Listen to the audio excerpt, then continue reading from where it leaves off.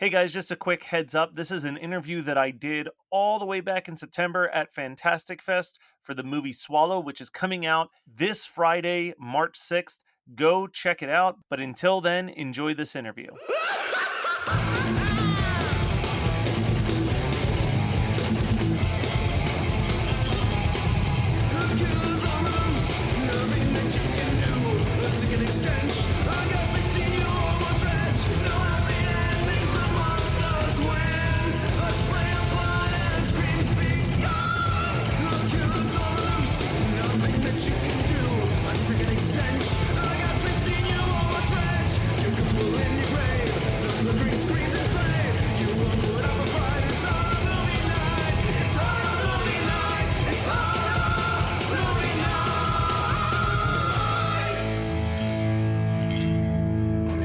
Hey everybody, and this is another bonus episode live from Fantastic Fest of Horror Movie Night, and I'm sitting here with Carlo, the director of Swallow.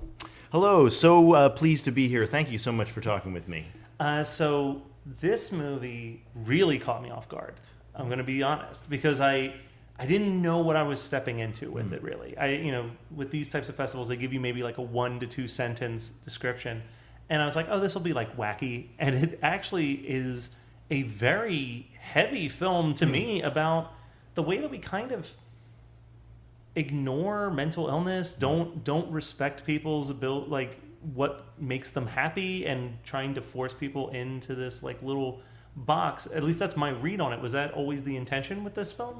Yes, I mean, I'm very interested. There's a few things we're exploring, in the film, but the film was inspired by my grandmother, Edith Mirabella, who was a homemaker in the 1950s in an unhappy marriage who developed various rituals of control. She was an obsessive hand washer who would go through 4 cakes of soap a day, 12 bottles of rubbing alcohol a week, and I think she was looking for order in a life she felt increasingly powerless in. And my grandfather, at the behest of the doctors, put her into a mental institution where she was given electroshock therapy, insulin shock therapy, and non-consensual lobotomy. And I always felt that there was something punitive about it, that she was being punished, for not living up to society's expectations of what a wife and a mother should be. And so while we were making the film, I wanted to make a feminist movie where I felt like somebody developed a compulsion that in a way became a sort of quiet rebellion against this sort of, oppressive system. But it's also a film about, exactly as you say, mental illness and how, in some ways, you can, a lot of mental illness films are very clinical in nature. They're not very emotional, Yeah. And the idea is, let's show this. But people don't identify with the character because they're like, looking at the symptom. But I wanted to make a movie where people could say, well, I wouldn't necessarily consume a dangerous object, but I understand why she does it, and I understand the emotion there. There's so much stigma about mental illness in our society, and I think a lot of people who struggle with it, feel like they can't tell anybody about it, and they isolate, and then that's when things get dangerous.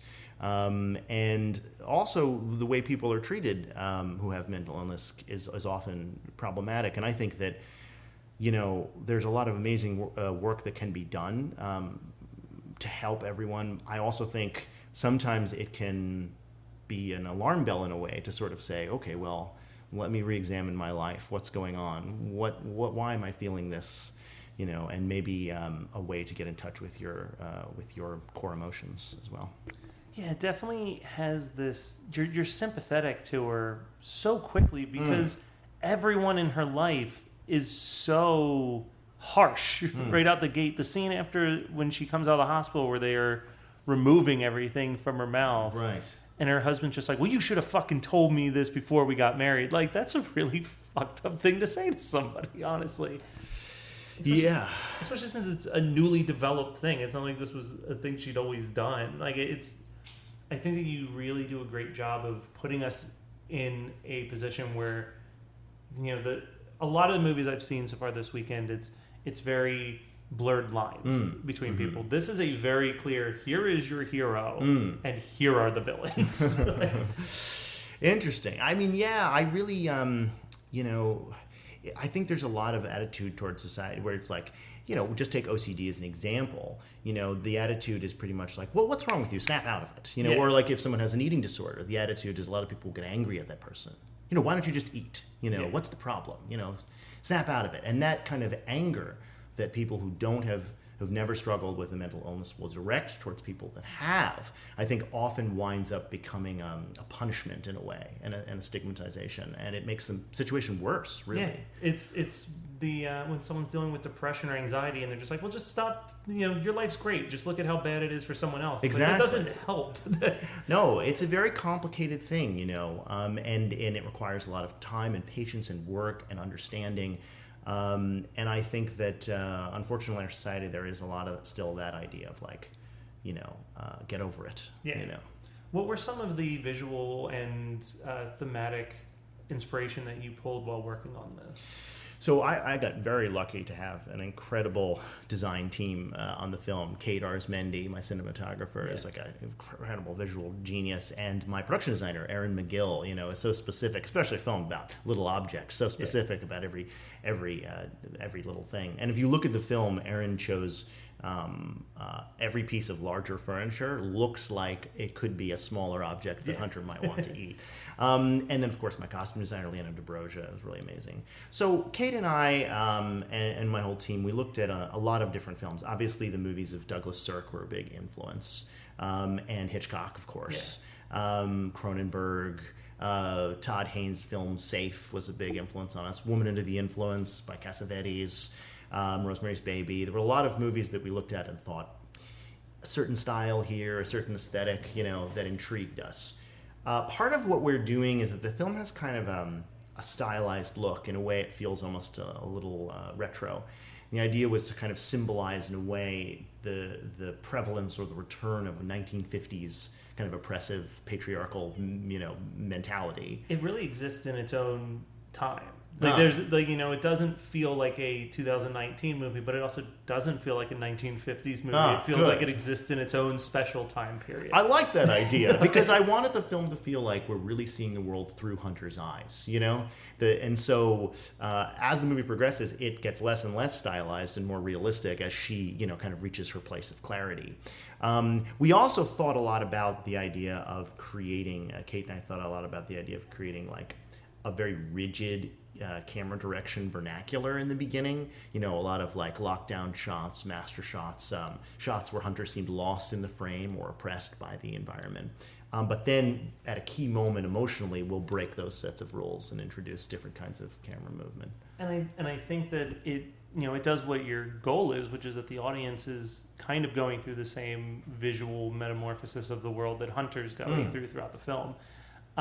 You mentioning Hitchcock, I almost would love to see what this movie would look like in black and white, because it feels like it could exist in that same time period. I never thought about that, but it'd be interesting. I mean, we did so much color work because I'm obsessed with Suspiria, and I love the idea of like, emotions reflected through colors, but I should try it in black and white and see. For fun and just feel do like a Wizard of Oz thing where it turns colors slowly. Yeah, we should try that. I'd be intrigued. And the Suspiria reference too is that visual pop. It's got that. There's something about the cinema of the 70s. Yes, really, with that color pop. Yeah. Brian De Palma and certain other filmmakers. Was very also influenced by Jean Dielman, that film by Chantal Akerman and La Captive. But those movies also from the 70s, and the 80s. I think color was really used in a bolder way, especially to convey various psychological cosmologies or emotional, states of being. Hitchcock specifically, was obsessed with those three colors: yellow, red, and green. Yellow and red being his danger colors that he will flash on the screen in Vertigo, but also it's the two colors of the tulips under which the finger of the murder victim in Rear Window is buried. And then green, of course, is used in Vertigo as a death symbol, decay. He always uses green. And I love that idea of color theory, and I really wanted to explore it and lean into it in a film that's, very much about psychology.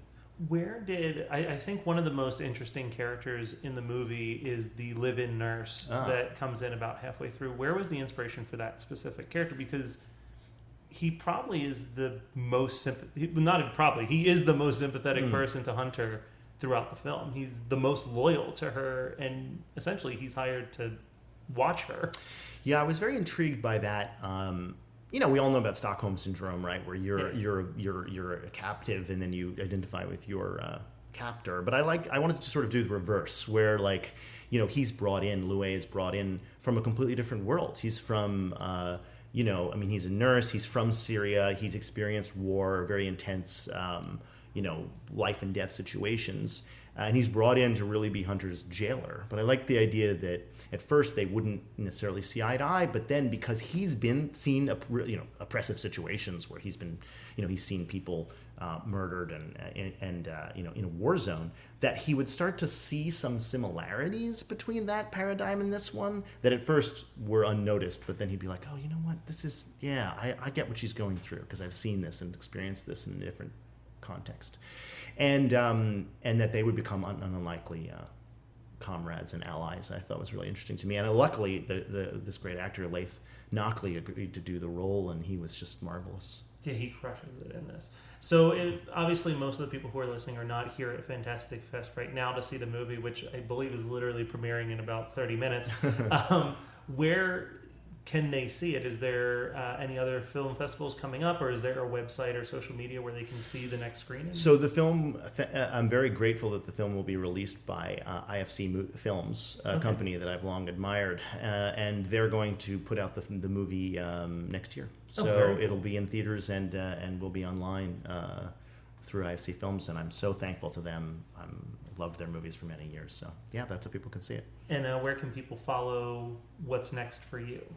I'm working on a sort of feminist supernatural horror movie, and among other things, and I don't know. They'll have to just wait and see. Wait and see, yeah. All right, well, thank you so much, Carlo. Oh, thank you. It's been a real pleasure talking to you.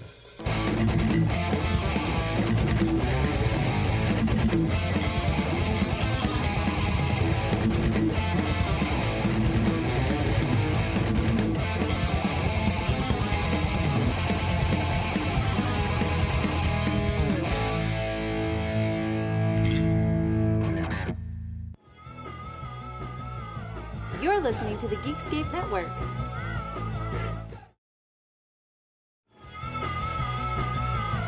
You're listening to the Geekscape Network.